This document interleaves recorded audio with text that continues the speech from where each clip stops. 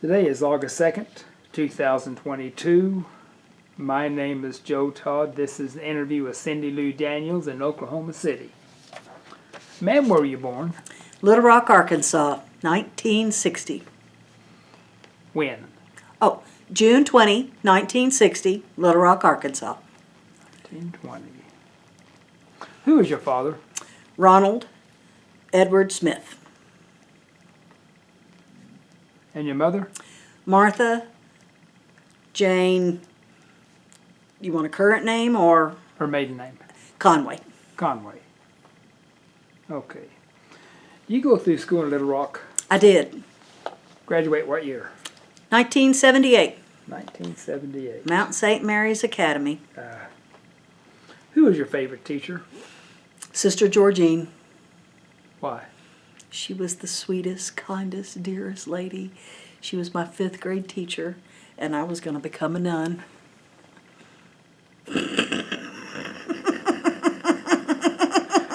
I told my parents I wanted to convert to Catholicism. We were Episcopalian, but I wanted to convert to Catholicism, and I was going to become a nun.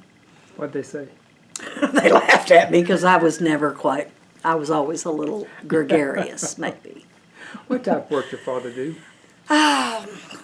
Mostly government. He worked with surveying and the Corps of Engineers and the Arkansas Highway Department. Mm-hmm. Do you play sports in school? Did I? Mm-hmm. Yes. What'd you play? Tennis, swimming, volleyball. Tried basketball, but I'm not very tall. Were you on the varsity team? It was a cheerleader and volleyball, yes. Mm-hmm. Mm-hmm. Have a good team? Yeah, not so much. Not, we had 150 in our graduating class, where Little Rock Central High School is 1,500. Yes. Yeah. What chores did you do around the house? Oh, I'm left-handed, so Mama didn't like to watch me cook, but I did some prep work for her. I made the meatloaf, and she would tell me all the stuff was there. I made all the cookies. I helped with taking care of the animals, and of course, just some general, cleaning chores. Mm-hmm. Now, did you live in Little Rock? Did. Okay. Describe your house. It was 4-bedroom, kind of ranch style, right down the street from Mount St. Mary's. I got to walk home every day for lunch. And then there was a detached garage with a small garage apartment, or what probably at one time was servants' quarters. And for my 16th birthday, that got fixed up, and I got to move to the garage. Probably my downfall. Tell me about the sisters in the school. Well, Mount St. Mary's was originally a K to 12 boarding school for girls only, and the Sisters of Mercy ran it. I actually went from the 5th grade through the 12th at the Mount, and some of the nuns were very strict. Sister Petronella being one. What a name! And she had more hair on her arms than any gorilla. Sister Matthews could be pretty tough, but she did the Irish jig for us on St. Patty's Day.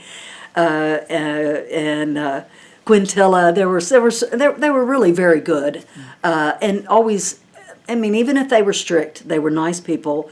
You got a good education, and then more and more as I got higher grades, we had fewer and fewer religious, priests and or sisters. It's so small these days. Who was in charge of the school? Well, at the time, it was a nun. And then one of our neighbors had about 7 or 8, 9 children. One of their oldest daughters moved up, became a teacher, moved to Oklahoma City, became principal at Mount St. Mary's in Oklahoma City, moved back to Arkansas, was principal at the Mount in Little Rock, and now she is just CEO of the board. Yeah. So, and that actually, one of her younger brothers was in my first wedding. Okay. Where'd you meet your husband? At the University of Arkansas. Okay. When did you what did you do at the high school? I went to the University of Arkansas, and my met my husband that first year, he had transferred from OU to Arkansas because the architecture school was so much better. Faye Jones was part of the school. Yes, sir. Okay. Yes, sir. And we met there, and we married after my first year. He graduated, and I had finished my first year, moved to Oklahoma, and I continued my education at the university. Well, it was Central State University then. What did you study? History, education. I took an education degree. I really wanted to do museum work, but I was afraid I wouldn't be able to find a job with only a bachelor's, and had divorced and had a young child. So I took the education degree so I could teach, but I was very lucky and have had a museum job from the get-go. Never had to spend, just did all my student teaching and things in a classroom. I've always been able to be in a museum setting. When did you move to Oklahoma City? 1979. Why'd you move here? Marriage. Okay. Your husband work here? He was born, he was actually born in Fort Leonard Wood, Missouri because of the military, but his whole family, he was born and raised here, graduated from Putnam City. Okay. Yeah. Okay. So you came to Oklahoma City. What do you do? Well, I went to college. Didn't do so good when I was just, having to take care of a home and everything myself my first years back. And so I quit, went to work a little bit, and then worked for Jack Hodges and his oil and gas company. And then I went back to school, got pregnant, had a baby girl in 1984, and went back to finish my degree once she was in a Mother's Day Out program. Okay. Tell me about your brother. My brother. Kelly. Yes, Kelly is, and I'm his guardian now. My husband and I, we did a co-guardianship in case something happens to one of us. And our mother had German measles during her first trimester. And that is what caused, when he was born, he had a club foot, which had nothing to do with that. But he had brain damage, seizure tendencies, heart murmur, and cataracts, and a crossed eye.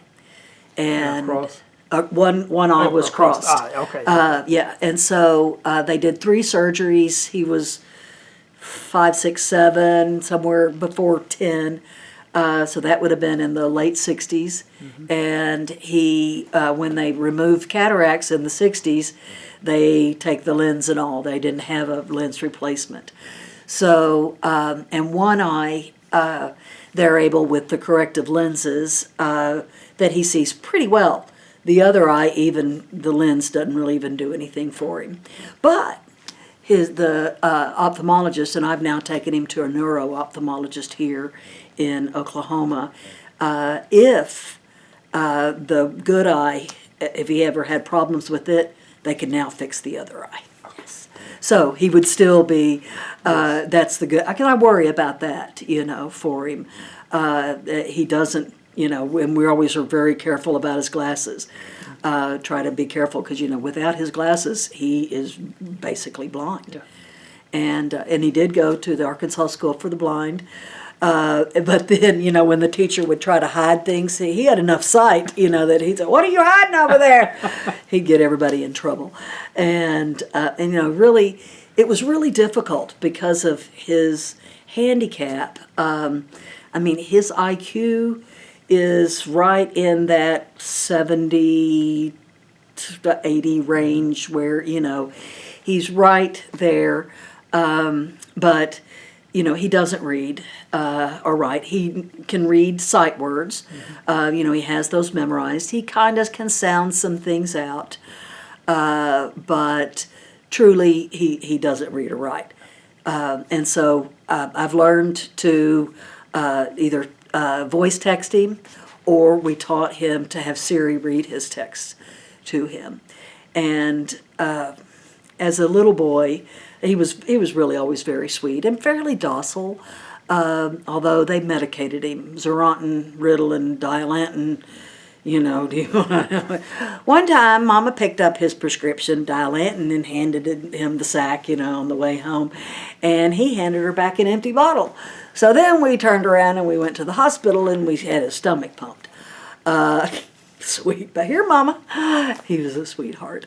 But some of the funny things, when he got picked on, and you know how kids are, and bullied, he would, you know, I'll fight you any day of the week as long as my sister's at home. So guess who got to do the fighting? But so that's something, like I said, people with disabilities have always been very close to my heart just because of that. And, you know, when the History Center opened and Goodwill was our housekeeping staff, and most of the staff had some type of a disability, I've always been real close to them, and they've always felt comfortable coming in my office and, you know, hugging me or whatever it takes. And I really enjoy that. And I'm glad. I understand, you know, that sometimes there's going to be some issues. Jim Sands used to work for me. What are your responsibilities as his guardian? All of it. He does receive a Social Security and disability check. Mm-hmm. He worked for Henderson State University, and he had a great boss there. He was on the grounds crew, and Mr. Howard was his boss for almost 10 straight full years. And he and I would talk, and he'd say, Cyndi Lu, you know, Kelly didn't come to work. Hey, Kelly, I'm going to have to goose him up. About every 3 or 4 months, you had to kind of give Kelly a little pep talk, because drive is not. So he said, if I didn't have Kelly, he said, I'd have 3 more just like him that don't have a reason. He said, he showed me pictures of his stepson's bedroom, and which was a disaster, you know. And he goes, look, this kid doesn't have anything wrong with him at all. And so Mr. Howard was really good to Kelly and you know, treated him really well and understood. He retired. The new man fired Kelly 60 days shy of his 10-year vesting. So my dad took him to court, and Kelly gets a little retirement from... Why did he fire him? Mr. Howard would say, I'd go looking for Kelly, and I'd find his lawnmower running, and then I'd find Kelly over here talking to 3 pretty girls. And you have to goose Kelly back up, and you got to work Kelly, you know. So, yeah, and, you know, he's not an excellent worker. In fact, he probably never really was capable of a 40-hour-a-week job. He, 20 hours would have been plenty to kind of hold his attention. His attention span is not very long. But, so he did get that. So I control all of his money. He actually has a debit card. That, you know, I have all the bank information, but he puts gas in his car, and he takes my car and gets it washed sometimes, or he had the oil changed in it last week for me. He does some little errands. He does work around the house a little bit. He takes care of the trash and the recycle, and he vacuums a little, and he walks the poodle. So I'm overseeing all of his health.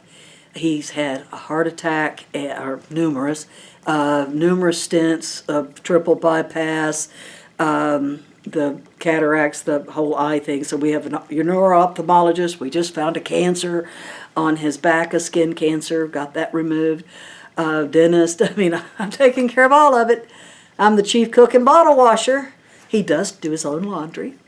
We took and converted our garage into a really nice room. It's about 14 by 20, and it made a very nice bedroom for Kelly, where, you know, he's got a little couch and area and a recliner and his TV mounted on the wall, and it's worked out really well. So he lives with you? He is in my house. Yes. Okay. Yes, sir. Okay. And your husband is co-guardian? Yes, and my husband's a little younger than I am. And he's younger than Kelly is, and a really good guy. Kelly really likes Hank, and Hank is good. Sometimes, Kelly will kind of go to Hank for things. He had a little skin tag in kind of a sensitive private area, which he didn't show me. But our primary doctor sent us to a dermatologist who removed the skin tag and found a sarcoma cancer on his back. And so he removed it. I never said the words cancer to Kelly. And we had to go back and have a little more removed, but it's all good now, and we're going to keep going and checking. So that turned out to be a great thing. So yeah, I do all of his medical, my medical, finance, full-time job, chief cook, bottle washer. What else you want to know? What do you do here? I am the events manager at the Oklahoma History Center. We do about 500 events a year. We do weddings, receptions, seminars, workshops, meetings, birthdays, proms. Do I keep going? Just a little bit. And I love it, too. I really love the clients and events. In fact, in my first museum job at Harn Homestead I became director, and that's where I started with doing events there, trying to earn a revenue stream for the small museum. And then I moved to Cole's Garden, which is all really events. They thought they were a museum. And then What's came Cole's down. Garden? Cole's Garden, they called it a floral and sculpture museum. Alan and Susan Coles were big collectors, art collectors. And they got into collecting these monumental sculptures, bronzes. And so they had to build some place to put them all. So they built this, it's a beautiful facility over on 63rd across from Cowboy Hall. And they, just knew that 40 buses a day with 40 people each were going to pay $10 a head to come around and look at these sculptures. That doesn't work that way. But anyway, so I came in and was their general manager and oversaw the grounds and the facility and then all of our events. And so that's events too. And then I came down here when the History Center opened. Mm-hmm. And I love the History Center. You enjoy your job. I've had 3 great jobs. Harn Homestead, Cole's Garden, and the Oklahoma History Center. I tell people frequently that they force me to come here every day and pay me for it. Is there any treatment for your brother? No. In fact, one of my staff here, one of my event coordinators, after she met him, and I kind of tried to explain, where he is, or how he is, and she looked at me and she goes, "But don't you think that he could learn to read if somebody worked with him?" And I said, "No." I said, it's not that. It's not that easy. It doesn't work that way. And I don't know how much our mother was revolutionary. In 1968, when Kelly should have started school, there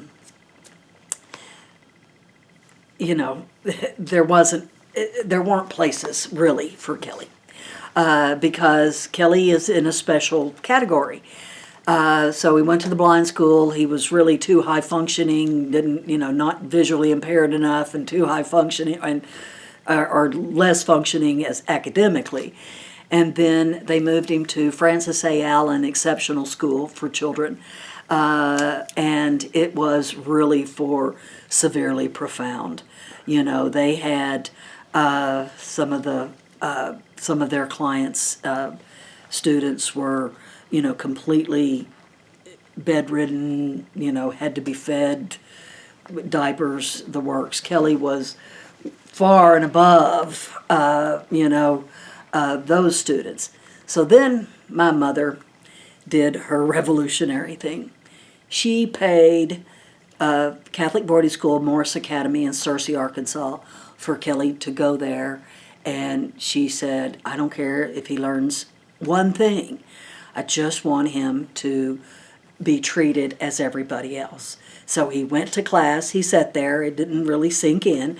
They went to town on Saturday and got to go to the movie and the Five and Dime or whatever. So a small school in a small town.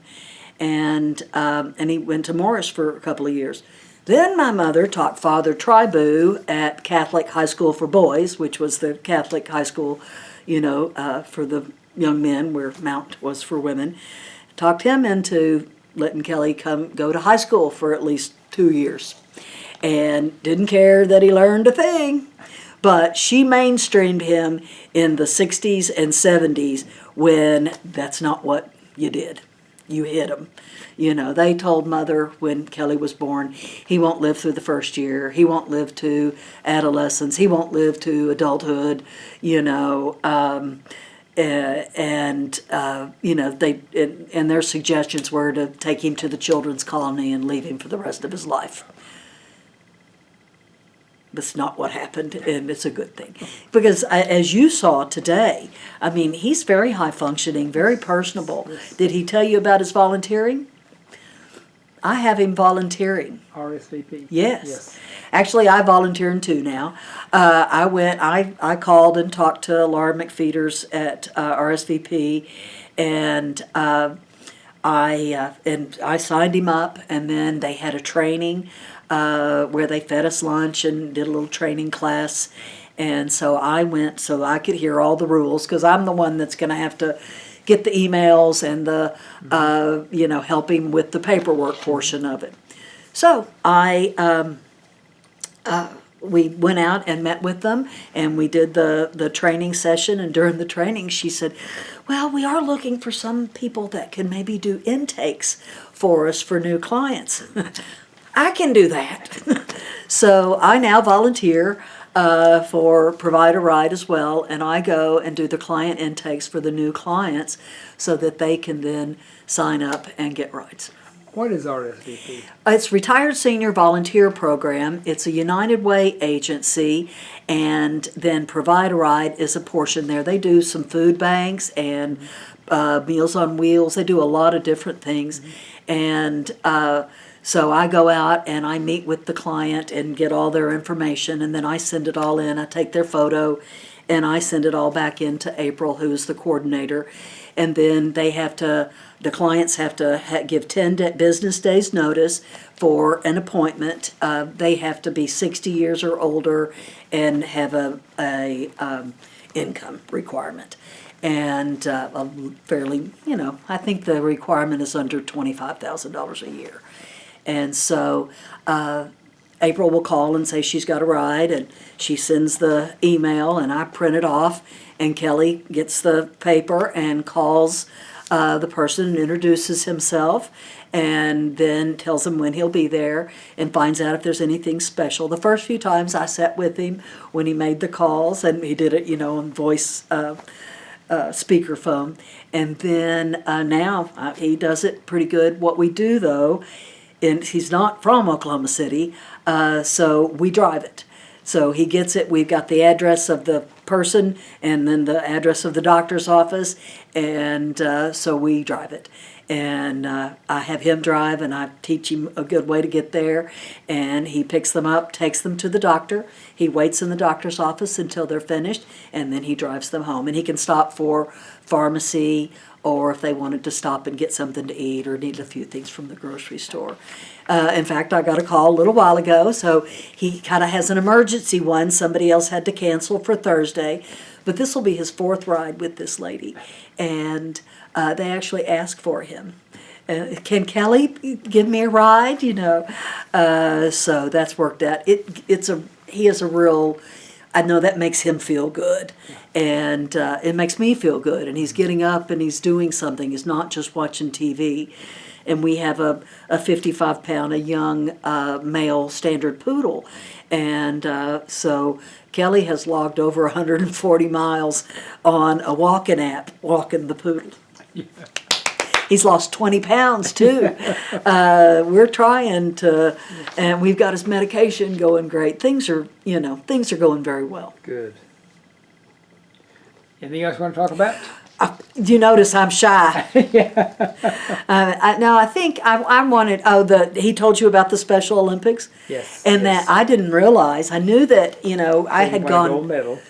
Oh, I had, when he was young and I was still in Arkansas, I I would go with them, and and Kelly dive in the pool, swim to the end, swim to the other, win, and then for the next 20 minutes we're rooting on all of those other Olympians that took 20 minutes to finish 2 laps, and I'm just pouring tears out of my face, clapping and cheering, and but when I went to look it up yesterday, I knew that it went to Baton Rouge. It was in 1983, so I was here in Oklahoma already and didn't get to go. But I didn't realize that was the very first International Special Olympics. Mm-hmm. So that's kind of proud, and that he got to go and did. He actually had some real competition there, where he didn't have a lot of competition in the regional, in the the local contest. I mean, he won by 20 minutes. So, but I think Mom did, and I've tried to tell her, because I have an education degree, that she really was revolutionary in what she did for Kelly. She did what they have discovered works best, to give them as much opportunity as possible. Well, ma'am, this is an excellent interview. Well, thank you. I want to thank you. I'm really glad. When Laura said, I'm like, oh, I would love to. And especially, like I said, I've told my mother, she doesn't know what she did. You did a fantastic job. Where does she live? She's now in South Carolina, and she's almost 80 and is struggling. Yeah. So, in fact, though, we bought 3 plane tickets. Her birthday is October the 6th. She'll be 80. And so Hank and Kelly and I are going to fly in on the 5th as a secret. Yeah. They're Hilton Head, Savannah. It's a wonderful place, yes. To have to visit. I was based in Savannah for a while. Were you? Yes. What, military or? Yes. Ah, yeah. very good. Well, ma'am, again, I want to thank you. Thank you. And this is August 2nd, 2022. My name is Joe Todd. This has been an interview with Cyndi Lu Daniels in Oklahoma City, Oklahoma. Thank you. Thank you.